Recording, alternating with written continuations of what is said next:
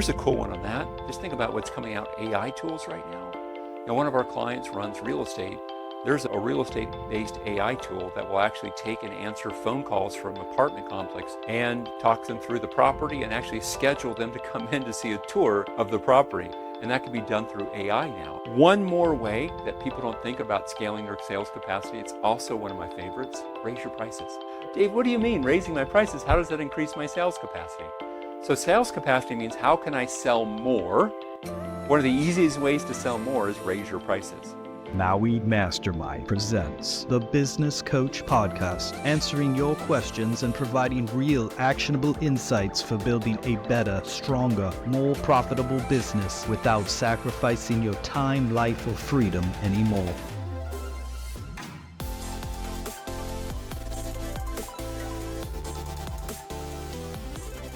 Well, welcome to another episode of The Business Coach. I'm your host, David Finkel, and in today's episode, I want to talk about how can you scale your sales capacity, and so where this comes from. We had a number of clients in the last 12 months talk about how when we looked at what was their biggest limiting factor in the business, the one ingredient that the lack of that ingredient most constrained their growth of their company. So limiting factor with a capital L, capital F. It's the one thing more than anything else that currently constrains the growth of your company. And what we were hearing from a large proportion was sales capacity was an issue. We have plenty of production capacity. We can produce more of our product or service, and we have enough demand for what we're doing. I just don't have enough sales capacity to deal with the influx of leads. And so you'll see issues that come up, things like sales team members, taking, like, I'll give an example. Here's a story. This is a painful one from my past. I had a business, this is close to 20 years ago, and we worked with business owners that were owned real estate investment companies. This is actually, I'm getting old. This is 25 years ago now as I'm thinking about it. It's a long time ago. Anyway, so as we were working with these business owners, we had a sales team at that point. I want to say it was like 4 or 5 salespeople. Again, this is a long time ago. And one of the joint ventures we had was with a particular website, and they would produce anywhere from 3,000 to 5,000 leads per month for us. And then we would pay them per lead. I think it was like $5 per lead. So a really good deal. These were solid leads, not hugely solid. They had to be worked through. But what we were discovering was the way we had set things up is that salespeople were gaming the CRM system. In theory, they were supposed to get leads in limited quantities until they've gone through and actually followed up on the leads. And then at that point, once they had followed up on all the leads, they could now get another block of leads coming to them. And our people were just clicking the buttons that they had gone through them, and then they were eyeballing to cherry pick which are of the leads. So we might have given them 400 or 500 leads for a salesperson that month, of which they might have only followed up with 10-15% of them. And it wasn't that they did any real kind of lead qualification. It was just a quick eyeball of what their intuition or their emotional response was for that part. And when we discovered that, it really was something that horrified us. We ended up putting people in place who now formally followed a process to call through all the leads, because we had phone numbers for them, and to qualify, so that we hired outbound dialers who would do that particular part. And it made a big difference, right? It increased sales. And before, they were just wasting leads, basically like a mail delivery person taking the mail. Looks like, out of these 100 letters, I'll deliver these 7, and I'll throw the rest in the side of the road there and pretend like I've delivered them. That was what was going on. And when we fixed that part of it, our sales shot up. Really important point. So sales capacity shows up in a variety of different ways. You're so busy handling what's going on in terms of leads that are coming in that you're suboptimally taking advantage of the lead flow that you already have.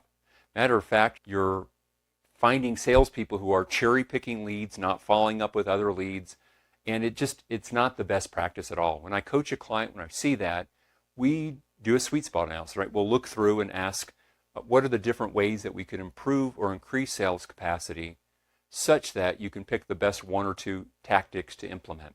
I want to share with you the 10 that are my favorite to consider. You're not going to do all 10. That would be silly.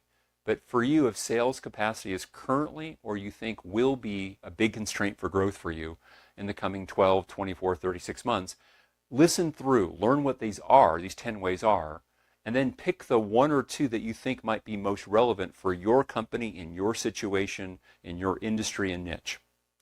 So the first is hire more salespeople. It's the most obvious way of all.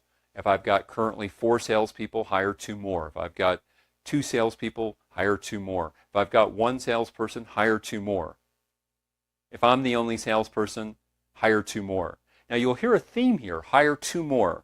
You never want to hire a salesperson individually. You generally want to hire them in pairs or in greater numbers. Why? Because the very best sale that most salespeople ever make is selling you and hiring them. You can reduce your risk early by hiring 2 at once. Generally, most of the compensation a salesperson earns is variable compensation based on the result. They might have a base, $20,000, $50,000, $70,000 of a base, but the largest proportion of their earnings comes from actually producing. Plus, if you're smart and set things up the right way, whenever I bring on a new salesperson and I'm coaching a client to do the same, I coach the client, you should know what are the things that you need to see behaviorally in the first 30 days, in the first 90 days. And are you seeing those things from the salesperson? Are they doing the behaviors that will eventually lead to the result? And if they're not doing the behaviors, you immediately have an adult conversation with them. Hey, I set the expectation that you would be doing X, Y, and Z. I'm observing that you're doing X, but you're not doing Y and Z. The impact of that is this. That's not acceptable. I need to have that be different. If they don't continue not to do X, Y, and Z, then you're going to have a second conversation, say, hey, this is your last opportunity. If I don't see these things change that we've agreed to, we're going to have a very different conversation. What it does is it sets them up to succeed because they know very clear, here's the behaviors we need to see. Because most salespeople don't come in and sell immediately. It takes a while for them to get up to speed, depending on the product or service or their background and experience. But they should be able to do the behaviors immediately in the first 30 days, the first 90 days. And what I find is the biggest drop-off when you manage your new salespeople the right way happens in the first 30 to 90 days. So I hire 2. My hope is that both work. If they don't, at least one of the 2 should work. That's why we hire at least in pairs, sometimes even in 3s. Plus, the cost to train 2 people is about 120% of the cost to train 1 person. So it's a little bit more expensive than training just 1, but it's not 200%. It's not training. You get efficiencies of scale.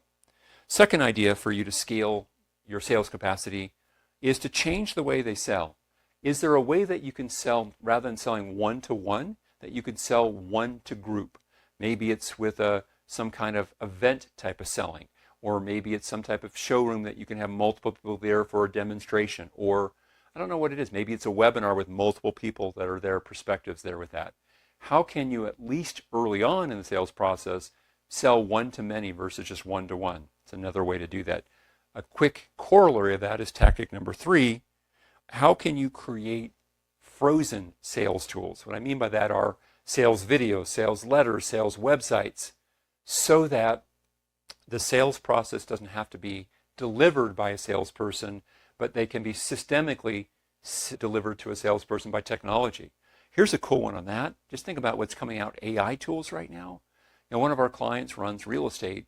There's a real estate-based AI tool that will actually take and answer phone calls from apartment complex prospective residents, tenants, and talk them through the property and actually schedule them to come in to see a tour of the property. And that can be done through AI now. It's remarkable what's coming down the road. So technology allows you to inexpensively scale sales capacity. I've given some of the old school ways. I've given some of the new school ways. More of that's going to be happening. You should, if this is one of your limiting factors, at least consider that. Next, number 3, outsource part of your sales.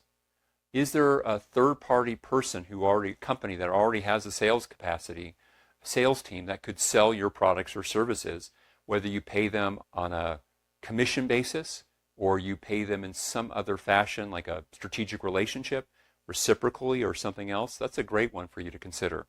I know I've had clients who have used third-party companies with mixed success. When it works really well. When it doesn't work, it's a waste of time. So you have to be careful, qualify through, but something you should consider. The fourth way to scale sales capacity is to train your technicians to sell. This is one of my favorites. So you say, well, David, we don't have technicians. So, okay, whoever is the person who works with the client, how can you get them to be better trained to be part of the sales process? So, for example, if I ran a professional services firm, how can I make sure my professionals, they might not be the one who are going to sell a new client coming into the firm, but they should have enough ability to spot future sales opportunities, to qualify some of those sales opportunities, and to set the plate for the other salesperson to come in and do the actual sales closing. So that's an example. In a blue-collar services business, you might have people who are out in the field doing plumbing work or doing home improvement work. Great, so they're out there swinging a hammer, using a wrench, and they talk with a building owner or a house owner, and they can say, look, I notice here as we're doing this work, I'm noticing that there's this other problem that I can see. Were you aware of this? You weren't. Okay. May I just ask a few more questions to better understand? Is it important for you that X? Is it important for you that Y? It's important for you for Z. Okay. Well, Mrs. Property Owner, what I'm hearing from you is it's important for you about X. It's important for you about Y. It's important for you about Z. Did I get that right? I did. Okay. Well, here's what my recommendation for a next step is. I'm going to go ahead and ask, Bill Jones in our office to find a time somewhere tomorrow or on Thursday for him to get out here and meet with you and to set up a time. You'll probably need 20 to 30 minutes together, and he can walk through more of the technical parts and actually give you what the right solutions would be. But it's important that we deal with it, right, as you've just said, for reasons of X, Y, and Z. Now, no technician is going to be able to do that unless you give them training. You have to simplify and ask yourself two questions. What are the most common things that a field technician would see or a producer of your product or service would see from interacting with a customer that would let them spot what's the most common opportunity that they would spot? And then you need to give training for that person. What type of training, is the second question, would my producer need so that when they spot that opportunity, they can qualify, build some interest, and hand off the lead to your internal salesperson who will follow up on that. That's a great way of account management selling, right? To let your field people, your producers in the field, whether the field is white collar field, blue collar field, or it's a product-based thing where you have somebody who's doing the installation or delivery of your products or services to somebody else, you can have them spotting, qualifying, and prepping for the handoff in an effective manner. What that does is it means your sales capacity just got multiplied because some of the account selling is being augmented by the people who are actually frontline with those customers and clients. Fourth one I want you to make you aware of is to create sales. Actually, let me just show you. So hire more salespeople, sell to groups, outsource part of sales, train or text to sales. Number 5, it's interesting, I'm looking at my list here. Charge for sales appointments. What do you mean, David, charge for a sales appointment? A lot of people, as companies, they've set up their sales process where it feels like they're simply giving it away. So if your sales process has lots of expertise built in, where your salesperson has to do a lot of diagnostic work, that it's not just as simple as someone comes in and we sell them like a car, but they're coming in and they're bringing their car for repair. The ability to pick exactly what's wrong with that car, can we sell that? Hard to do in the world of automotive. I know I've got some coaching clients in our company who run auto repair companies who are saying, David, how do we do that in auto repair? Tougher to do there. But places where it isn't tougher to do, for example, we have many of our builders in construction that used to do lots and lots of design work for a client for free, hoping to sell them a $200,000 or a $500,000 or $1 million construction job. We push them to change that. Sell the design work for $500, for $2,500, or for some amount that's enough. And if they end up choosing, once they've got the design work, they choose their company to do the actual build, then that's great. But now you have a customer choosing to buy more from you, and it's a great way of qualifying. You'll see this in the world of professional services. For example, one of the law firms that we coach, they make sure before they do an initial consultation, they'll say, look, we will need a retainer agreement from you and an engagement letter before we do our first meeting. We do need a $3,000 retainer. The first 10 minutes of the conversation will be free. After that, you will be billed at our normal rate. Now, that's a courageous thing to do. And you can only do that if what you have is of enough value and you have enough volume coming through that it makes sense to do that to better qualify. But remember, the circumstances that we're talking about here are if your biggest limiting factor is sales capacity, that's one way to use your sales capacity better. Charging for it not only increases your closing rate on the second step, but it really does sort the tire kickers from the serious buyers. And you don't have to sell for a lot. Sometimes it could be as simple as, I know for way back when I had a seminar company, we would have people have to come to the seminar and we played with, testing with, and we found that just by having people have $100 at stake, that if they didn't come to the event that was normally in the past free, that $100 locked them in emotionally, psychologically to show up. We would have, rather before we would have had a 75, 80% show rate, we went up to the 85 to 90% show rate just for making that one change, and it didn't affect the numbers on the front end. So that's an example from a business a long time ago, but they do still work. How can I charge for some of my sales appointment, especially for doing the work of diagnosing and proposing? Next, creation of a prospect lead scoring system. This is another one of my favorites. Especially this works in situations where you have a massive lead coming in, the lead quality varies, and right now you're trying to get all the leads followed up with, which might not be the best way to go. So I need to have a way to quickly score leads. That might be based on size of the company that's acquiring. It might be based on the geographic location. And for example, one of our coaching clients does home improvements. They do it in a multi-county area. One of the counties that they're in is a much faster permitting process. Some other counties might take 4 months, 6 months to get permits through. This other one, they fast track it to get their permits through fast. So all things being equal, if I've got too many leads to go through, I better follow up on my best area leads. And they can tell that by a zip code, by where the property is physically located. Charging for an appointment for that law firm is an example of lead qualification. On our side, we don't work in our business coaching company with, pre-revenue startups. That's just not who we specialize in. Why? Because most of our business coaching clients that we work with, we're going to be coaching them for 4 years, 5 years, 7 years, 10 years. We've got clients now that have been with us for close to 15 plus years. And what happens with a pre-revenue startup is it's a crapshoot. Will they even be able to sell their product or service and generate revenue? That's just not the market space that we want to work with. So we will filter those people out and before they won't ever talk with one of our sales team members. Why? Because of the wrong people. That's not the right fit for us. So when you think about your company, if lead constraint is not the issue, if you've had too many leads, a plethora of leads, lead qualification and scoring is a big deal. Let's tie this together with making sure that you do lead distribution, which is the next idea that I'll share with you here, which is idea number 7. Make sure that your lead distribution is intelligently done. Your best leads should go to the people who are best able to generate revenue from that, the best able to generate the sale. And so one way to think about this is, let's imagine you have 3 different salespeople, A, B, and C. You might discover that person 1, A over here, for every lead that you give to this person, they sell $2,000 worth of goods and services. Person B sells $1,500, and person C sells $750. So I make sure my better leads get to person A. You can also look at it more granularly. What you might discover is, for a certain type of leads that come in from X, this person sells them at $3,000 per lead, where these other people only sell at $2,000 a piece.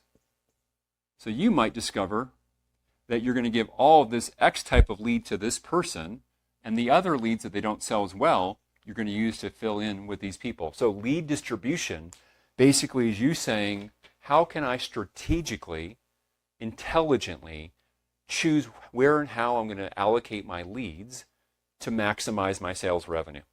To do that, you need a way of measuring that, And the easiest way of measuring it is for each lead that you give to this person, what's the average dollars sold per lead that you give to them? And you might want to do that broken down by lead source or some other breakdown, because you might discover that they're all that across every lead source that this is true, or that you might discover that certain types of leads, there's variations. Leads that come from your website or referral leads, maybe one person is markedly better with those types of leads. So you don't have to treat people equally in lead distribution. You need to treat people equitably. And if person A sells a lot more dollars per lead, it's absolutely reasonable and equitable to give them the best of what's going on. It's smart business to do so. Next, number 8, shorten your sales cycle. How can you work to take your sales cycle, which used to take 2 weeks, and make it a week? You've just doubled your sales capacity, all things being equal, right, by doing that. So shortening your sales cycle, using incentives for people to make a buying decision sooner, making sure that all the decision parties are there during your actual sales process versus having to go and follow up, setting up front agreements with people saying, hey, I'll take the time to do, to diagnose what's going on, go through, I'll give you my best input, but I do expect and would ask that you agree to give me a decision at the end so that we don't have to wonder and follow up later on, that at the end of today you let me know either no, we don't have a fit to work together, or yes, we have a fit. Having a yes means that we'll actually take care of the paperwork today and get the purchase order here today as well, right? That's called an upfront agreement. So I can use strategic and tactical things to shorten and compress that timeline. And if I can go from a 4-month cycle down to a 1-month sales cycle, I've just taken my same sales capacity and magnified and multiplied what it can actually sell. Next on here, number 9, is creation of sales events. You see this, for example, one of the groups we work with is a dermatology group. Actually, we have multiple dermatology groups we work with in our coaching program. They have teams that go out and do free skincare screenings at various events. What they're doing is they're setting up patient appointments there at the same time. Oh, hey, I'm looking at this here. Boy, we're going to need to make sure we see you again here in the office, because they're not going to do a full-on skin check all the way like they will do in an office, but they're going to do a quick look over, and they might be signing people up to come in for their first new patients to come in for their first annual skincare screening, or they might spot something that needs to be dealt with, a precancerous thing that needs to be excised in some way, or something even more serious. That's an example of an event-based way of selling. I've seen that with services. I've seen that with products. You see it all the time in terms of product events where they'll have a product launch that builds up with that, where they can have multiple distribution outlets at one event. They're selling all of them and taking orders for their product at this one event. Today's world, that might be in person, but it also might be a digital or virtual event online. One more way that people don't think about scaling their sales capacity, it's also one of my favorites: raise your prices. Dave, what do you mean raising my prices? How does that increase my sales capacity? So sales capacity means how can I sell more? One of the easiest ways to sell more is raise your prices. So, for example, most business owners have started their pricing way back when they were initially scrambling for business. And then 10, 20 years in business, they've raised pricing incrementally. But at this point, they're incredibly good at what they do. Yet they still charge toward the lower end of the marketplace because they have memories of that fear of not having enough sales volume. So be bold, be brave, consider raising pricing. That also means raising pricing on existing customers. Maybe not quite as much as you would with new customers, but you should look into that. So there you have my 10 favorite ways to increase your sales capacity. You're not going to do all of them. There's no way you're going to do all of them. So what I'm going to ask you to do as your coach is to think of all those 10 ways, which is the one that you think would have the most application to your business either right now in the present moment, or you think would have importance for you over the next 12, 24, 36 months. Get clear on that in writing. Take your notes about that. Even go back and listen to the section where I talked about that particular tactic or strategy, because these ideas are powerful only when they are applied to make your business more successful, more profitable. All right, well, thank you for joining me for another episode of The Business Coach. If you haven't already, please make sure you subscribe to the podcast. And if you enjoyed today, share the link with somebody else, right? Pass it on. Who are the other business owners that you know that run successful, established businesses that are looking for concrete how-to insights to more successfully increase profits, grow revenues, improve margins, and the other things that you've been learning from this particular podcast? All right. Thank you, everybody. Bye-bye.